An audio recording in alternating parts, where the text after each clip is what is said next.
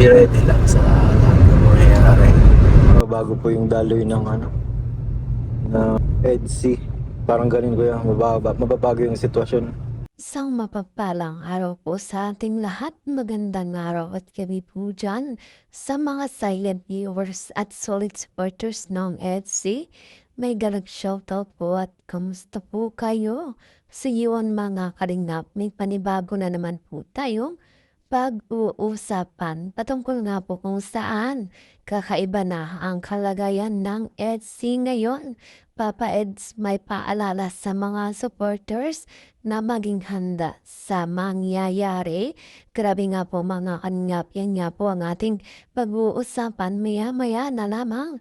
Pero bago po yan, kung bago ka pa lang po sa aking munting YouTube channel, pa-like, share, and subscribe naman po at pakipindot na rin po ng notification bell para lagi po kayong updated sa aking i-upload na video. At paalala rin po, bago po tayong magbigay ng ating mga komento at opinion, itapusin po muna natin ang kabuuan ng video nang sa ganun nga po i-akma po ang ating i-comment mga kalingap. At syempre, lagi ko pa rin hiling sa inyo patuloy nating suportahan ang mag-ama na matubang.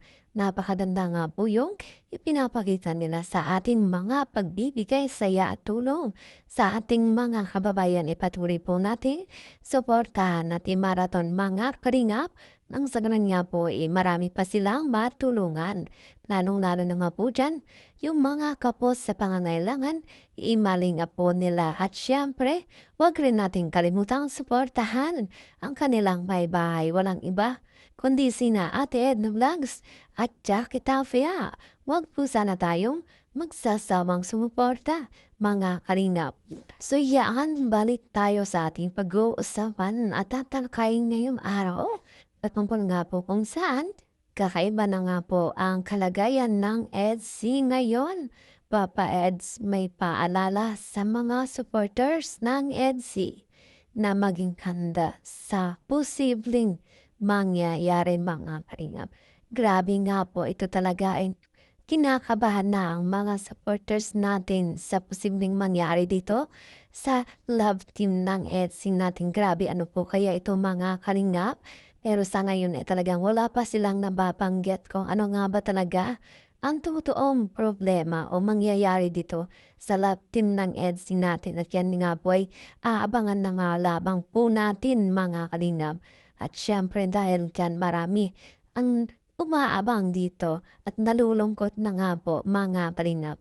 At sa ngayon, ipatuloy nga po nating aantabayanan at antayin mga kalingap kung ano nga ba talaga ang mangyayari sa upload ni Kalingap Rab patungkol nga po dito sa love team ng EDC natin na kung bakit mga kalingap Papa Eds natin ay nakikitaan natin ng hindi magandang emosyon lalo na nga po sa kanyang live mga kalingap ay marami nga po ang kinabahan at nalungkot dahil nakikita nila Papa Eds natin mukhang naiiyak na o nalulungkot mga kalingap. At heto nga po sa videong ito na aking ipapakita ay maririnig nga po natin na sinasabi ni Papa Eds na maging ready na lang nga po sa posibleng mangyari mga kalingap. At syempre, hindi naman po sa lahat ng oras o sa lahat ng araw, puro good news nga po ng ating makikita o malalaman dito patungkol sa EDC mga kalingap.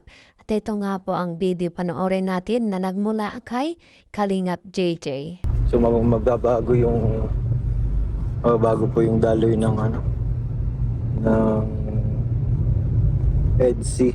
Parang ganun ko yan, mababago yung sitwasyon. Parang ganun. Parang kaya ang pinakamaganda po dito, abangan na lang po natin. Basta ang pahayag ni Carapedo,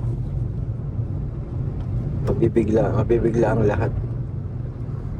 Samot-saring mga emosyon ang lumalabas, ang mga nararamdaman ng iba. Maraming nalulungkot, daming nalulungkot po. Daming nagugulat, daming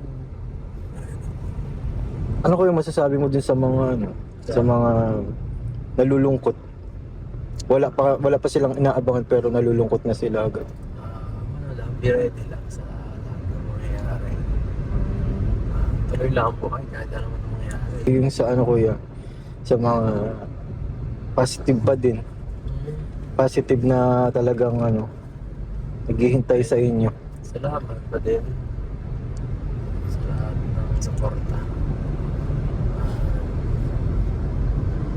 Siyempre, para sa inyo lahat ng ginagawa rin namin, yung mga pagtulong. Ayan nga po mga kalingap, grabe nga po yung mga sinasabi nila dito o patungkol dito mga kalingap. Talaga namang ang lahat ng makakapanood nito ay kakabahan dahil maging ready sa posibleng mangyari. Grabe ano kaya ang mga mangyayari na dito sa EDSA natin?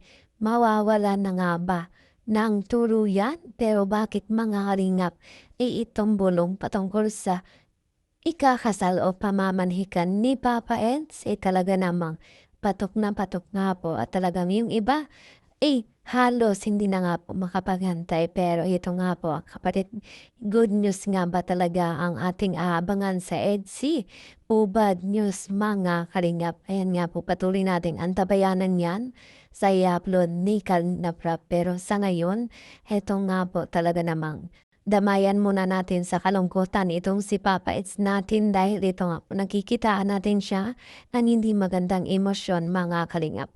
Kung ano man po yan talaga namang malalagpasan din ni Papa Eds natin yan dahil kilala natin si Papa Eds mga kalingap. Samantala itong si Fiancé natin hindi natin nakikita sa anumang update ng ating team Kalingap at talo na nga po kay Kalingap Rab. At syempre, itong si Beyonce natin alam na din naman nating malulungkot ito kapag nakita niyang ang kanyang hubby ay hindi nga po maganda ang kalagayan at nakikita niyang malungkot mga kalingap. Ayan, nakita rin natin mga kalingap kung kaano niya binigyan ng paalala yung mga taong nalulungkot ay maging ready na nga lang sa posibleng mangyari nga po dito sa love team ng NC at syempre para rin sa mga think positive nga po dito sa love team ng NC. Patuloy niya nga pong pinasasalamatan ng lahat ng araw po ng ginagawa nila ay para sa mga solid supporters nating manonood mga kalingap. At syempre, maging tayo ay maging handa palagi kung ano man po ang mangyayari dito sa love team ng EDC at paalala rin po palagi ito lang po ay isang love team at hindi pa nga po natin kumpirmado kung si Edith Beyonce nga ba ay magkakataluyan hanggang dulo. Kung ang ending nga ba ay kasalan o ang ending ay iyakan, grabe mga kalingap yan po ay kabang-abang dito. At yan nga po ang aking update sa ngayong araw. Patuloy po nating supportan at panoorin ang vlog ni Kalingap Rab. At yan lamang po, maraming salamat sa panonood.